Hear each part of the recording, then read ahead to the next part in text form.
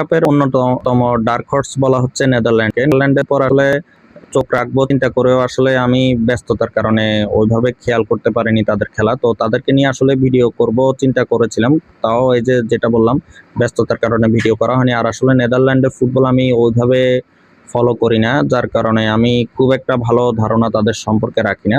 এমনিতে যেটা ছাড়া ছাড়া ভাবে যেটা খোঁজ খবর রাখি ওইটা অনুসারে কিছু কথা বলবো এই আর কি।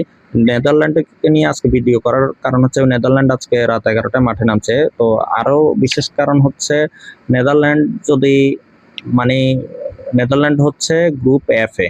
এখন ব্রাজিল আমরা যারা ব্রাজিল ফ্যান তাদের জন্য নেদারল্যান্ডের ফলাফলটা গুরুত্বপূর্ণ। এটা হচ্ছে নেদারল্যান্ড যদি গ্রুপ হয় মানে গ্রুপ রানার্স আপ বা চ্যাম্পিয়ন হয়ে পরের পর্বে যায়, শেষ 32-এ যায়, সেই ক্ষেত্রে তাদের সাথে ব্রাজিল গ্রুপ সি এর ব্রাজিল বা মরক্কো এখন পর্যন্ত তারা 1-2 আছে শীর্ষ ইয়াতে। তো এই দুই দলের দেখা হওয়ার সম্ভাবনা আছে। গ্রুপ সি এর গ্রুপ চ্যাম্পিয়ন এবং গ্রুপ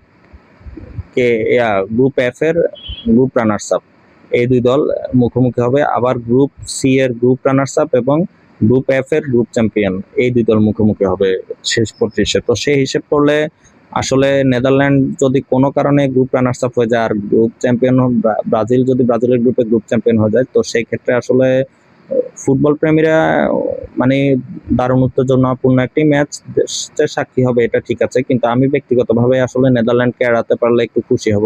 এই বিশ্বকাপে ব্রাজিলের যে অবস্থা, আমি ব্রাজিলের উপর আসলে ব্রাজিলের ক্ষেত্রে ম্যাচ বাই ম্যাচ ধরে এগোনোর পক্ষে, যে মানে হচ্ছে কেমন হবে প্রতিপক্ষ দেখে আছে। আমরা আগের যে ব্রাজিল সেই ব্রাজিল এই বিশ্বকাপে সেই স্কোয়াড ব্রাজিলের নেই।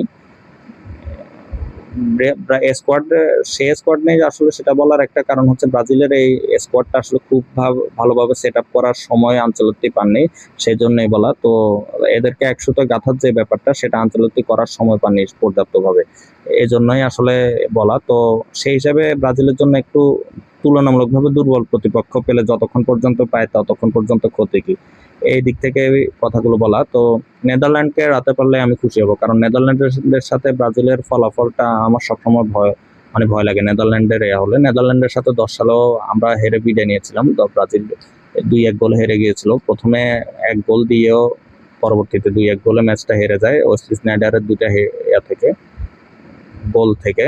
তো এই কারণে আমি নেদারল্যান্ডকে একটু এড়াতে পারলেই খুশি হব।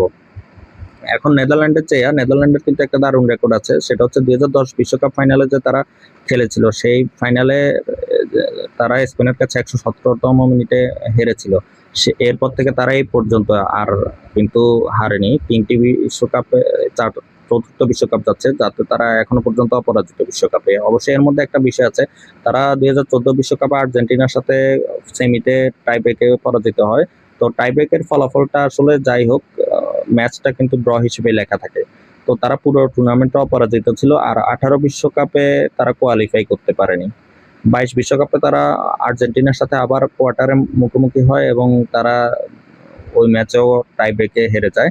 তো এখন পর্যন্ত প্রথম ম্যাচও তারা ড্র করেছে, সেই হিসেবে তারা অপরাজিত আছে।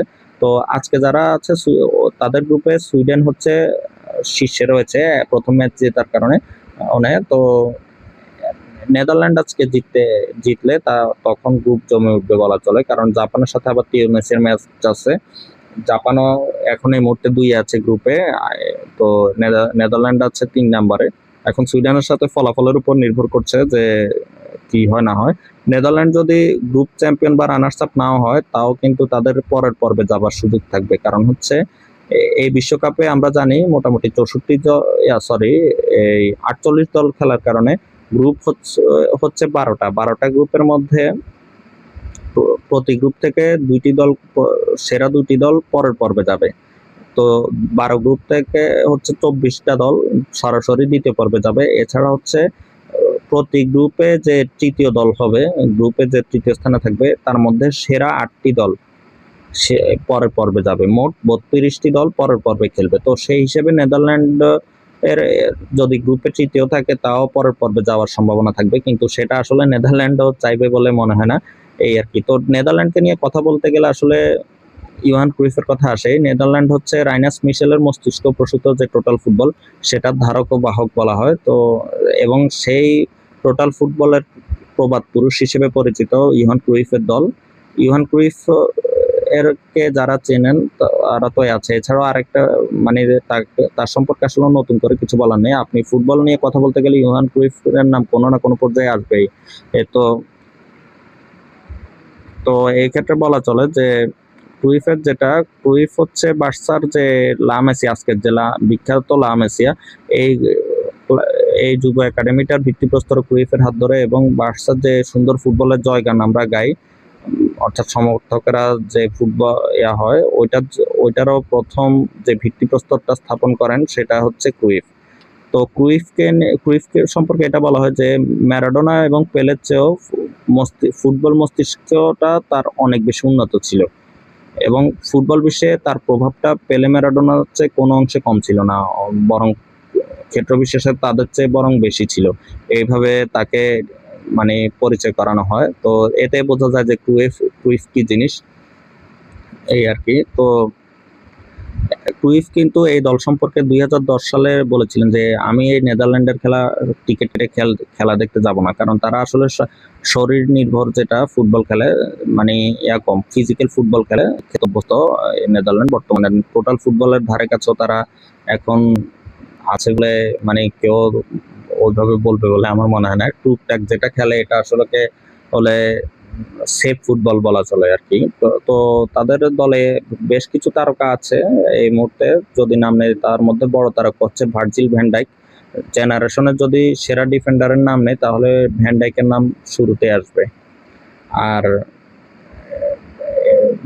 হচ্ছে এছাড়া ডামফ্রিজ আছে, ড্যানিয়েল ডামফ্রিজ রাইট ব্যাক পজিশনে। ও হচ্ছে ইন্টার মিলানের খেলোয়াড় ছিল, কিন্তু রিয়ালে যোগ দিতে যাচ্ছে বিশ্বকাপের পরে। আর মাঝ মাঠে ফ্রেঙ্ক ডি জং আছে। ফ্রেঙ্ক ডি জংকে আমরা যারা খেলা দেখি, বার্সার খেলা ফলো করি, তারা সবাই চিনি, পরিচিত মুখ।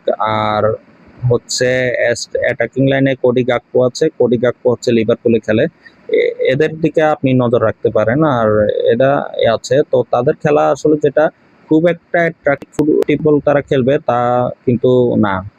তাদের খেলাটা হচ্ছে দলগতভাবে খেলার চেষ্টা করবে, ওই হিসেবে তারা অ্যাটাক বিল্ড আপ করবে, খেলা বিল্ড আপ করবে, ওই হিসেবে খেলবে এবং ফলাফল বের করে আনার চেষ্টা করবে বলে হয়। আমি যতটুকু করি আর কি, মানে রিসেন্ট ফুটবল সম্পর্কে আমার খুব একটা ধারণা নেই, তাই আসলে একটু আন্দাজের উপরে বলছি, কারণ তাদের যে খেলার স্টাইলটা আমি এটাই দেখে এসেছি।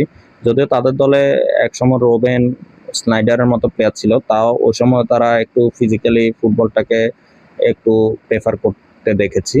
তারা আক্রমণাত্মক যে ফুটবলটা, অল আউট ফুটবল, ওইটা থেকে তারা অনেক আগেই দূরে সরে গিয়েছে, এই আর কি। তো এখন নেদারল্যান্ডের খেলা দেখলে হতাশ হবেন বলে আমার মনে হয় না। ফুটবল খেলা আসলে সুন্দর খেলা যারা তাদেরটাও খেলা, আর আছে সবকিছু মিলে ফুটবল সুন্দর। ফুটবলের এত কিছুর পরেও আসলে উত্তেজনা সবসময় তুঙ্গে থাকে যখন হয়, তো সেই হিসেব করলে খেলা ফলো করাই যায়। এবং নেদারল্যান্ডের ভালো যদি আজকের ম্যাচে ঘুরে দাঁড়াতে পারে তাহলে কিন্তু ভালো করার সম্ভাবনা আছে। নেদারল্যান্ডকে 2022 বিশ্বকাপ নেদারল্যান্ড জিততে পারে এরকম একটা সম্ভাবনা মানে সবাই বলেছিল। তখনকার দলটা বেশ ভালো ছিল, এবং রোনাল্ড কোমেন তখন কোচ ছিলেন। তো তিনি হঠাৎ করে বার্সার কোচের এর দায়িত্ব নিয়েছিলেন, জাতীয় দলের দায়িত্ব ছেড়ে। তখন তাদের একটা ছন্দপতন ঘটে। তো এরপর তিনি করলেও মানে লুইস ভ্যান গাল দায়িত্ব নিয়েছিলেন। তো 22 বিশ্বকাপে মোটামুটি যা খেলেছিল খারাপ খেলেনি, তারপর আর্জেন্টিনার কাছে আসলে হেরে হেরে বাদ করতে হয়। তো এইবার কেমন করে আসলে দেখার বিষয় আছে। এখন যেহেতু প্রথম ম্যাচে হোঁচট খেয়েছে, ড্র করেছে, সে হিসেবে একটু ব্যাক ফুটে আছে। এখন আজকে ঘুরে দাঁড়াতে পারলে হয়তো বা মানে শক্ত একটা ক্যান্ডিডেট বিশ্বকাপের জন্য হয়তো দাঁড়াতে পারে, বিশ্বকাপ শিরোপার জন্য বলা যায় না। তো দেখা যাক তারা খেলায় উন্নতি করতে পারে কিনা এবং ভালো খেলতে পারে কিনা, এই আর কি। তো চোখ রাখুন তাদের দিকে। আর সবার জন্য শুভকামনা রইল। আমার দ্য স্পোর্টস ল্যাব ইউটিউব চ্যানেলে আপনারা চাইলে সবাই ফলো দিয়ে রাখতে পারেন। আর যারা আমার ভিডিওতে স্টার সেন্ড করছেন নিয়মিত, তাদেরকে ধন্যবাদ। আসলে তাদের প্রতি কৃতজ্ঞতা রইল আর কি। আমি আশা করিনি যে এইভাবে স্টার সেন্ড করবেন কেউ। আছে আমি এই ভিডিওগুলো এমনিতে করে করেছিলাম। তো ধন্যবাদ সবাইকে।